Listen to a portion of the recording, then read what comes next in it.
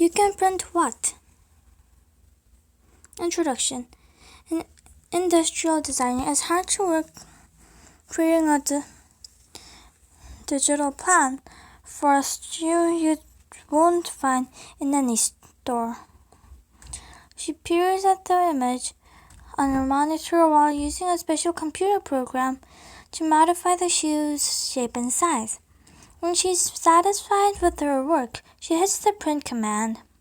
The printer at the other end of the room springs into action, wiring and humming.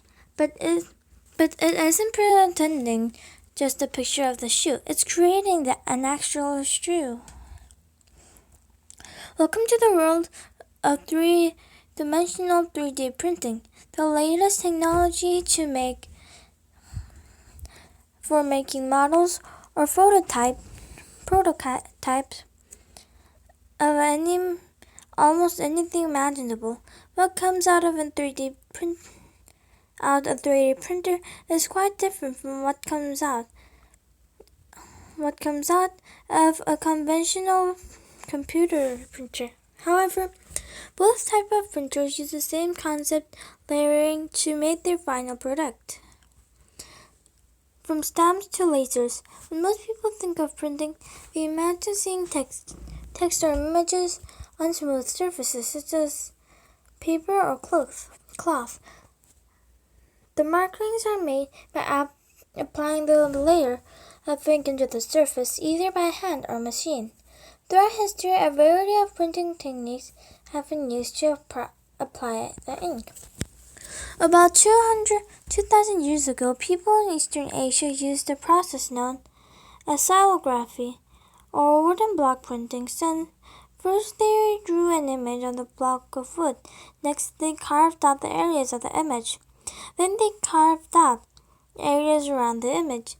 Then they coated the erased image that remained with ink and pressed them into a flat surface. When they lifted the block, a thin layer of ink in the shape of the erased image appeared.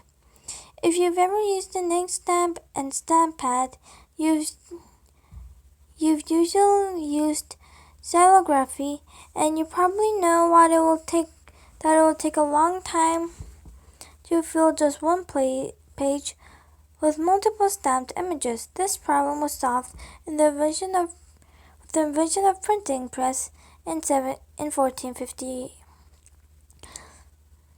Johannes Gutenberg, a German blacksmith, invented the printing press, a machine that allowed the first mass production of printed books. Instead of using one stamp at a time, many stamps or pieces of time were arranged in a tray. Then a piece of paper was pressed against the tray. In just one motion, a layer of ink type was pressed onto the entire page. This process made it much easier to produce multiple copies of the same page. Over hundreds of years, printing processes evolved on technique called lithography, uses water and oil. Images are transferred to book pages on the lithography press. The printed surface combines both the image and the background areas on one level printing plate. The printing area is treated so that the image to be printed attracts oil-based ink. Since the oil and water don't mix, the non-printed area repel the inks. The lithographic process was devised in 1796, and it is still used today to print many magazines and books. In the 1950s, the first high-speed printer was invented to use with a computer called UNIVAC, which stored data onto spools of magnetic tape. A modified typewriter was connected to print out the information from the tape.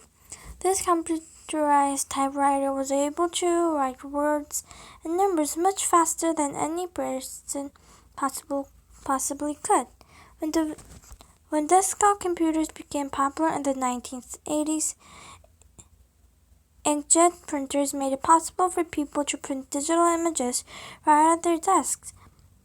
Data sent from the computer tells the printer which shapes it needs to print. The printer reads the data and makes those shapes by first heating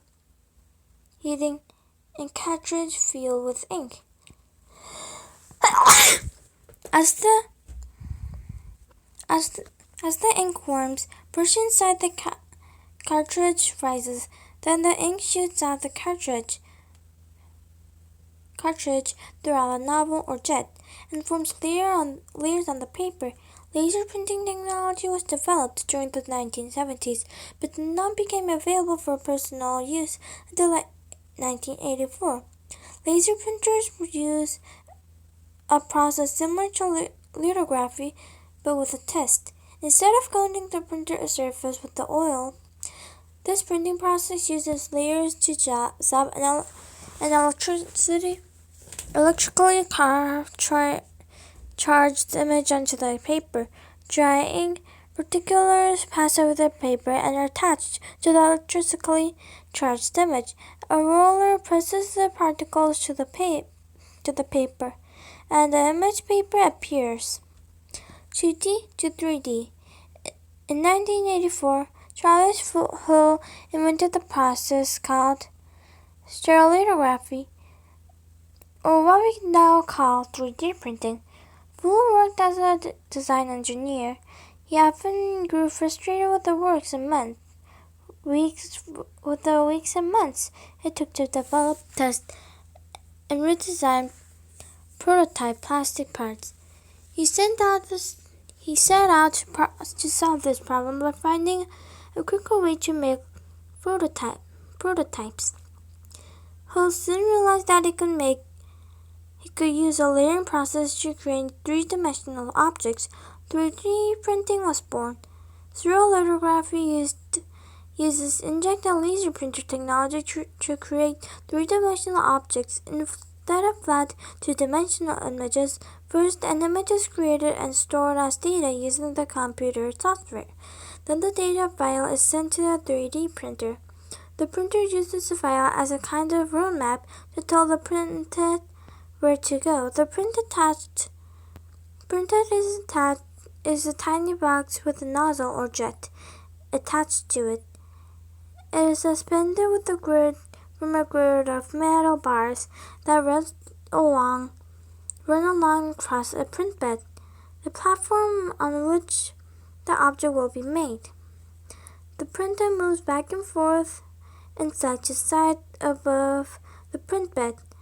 As it moves, a thin stream of material such as plastic is propelled out of the print head nozzle and onto the print bed. According to the information sent from the computer image file, the material is stacked in micro layers as the print bed moves up and down. As each layer is deposited, a laser heats and bonds the new laser to the one beneath it. Bit by bit, layer by layer, a three-dimensional prototype of the image on the computer monitor rises from the print bed. A new technology takes off. By the early 21st century, stereolithography became the preferred method of creating prototype parts used in industry and manufacturing. A prototype could be designed, produced, and tested in a matter of hours or days rather than weeks or months. Most early 3D prototypes were made of plastic. As the technology improved, other kinds of materials such as ceramics and metals were also used to make objects. Being able to use a variety of materials expanded from the possibilities of 3D printing. People from different fields saw the technology as a way to create customized items in a much shorter time. Designers could craft one-of-a-kind pieces of jewelry Artists could create unique three-dimensional sculptures, and they could do it affordably, since 3D printing uses only as much as material as it needed. Have a heart or a liver. Engineers and scientists are developing a way to create real human organs using the layering technique. They fuse living cells and form human tissue. A gel containing special cells taken from a patient's body is layered to form the correct shape, then incubated for a time. Just let the cells mature and bond to each other. Scientists have made ears, lungs, and livers using this technique. Researchers are now working on creating a human heart made of both nature tissue and artificial materials.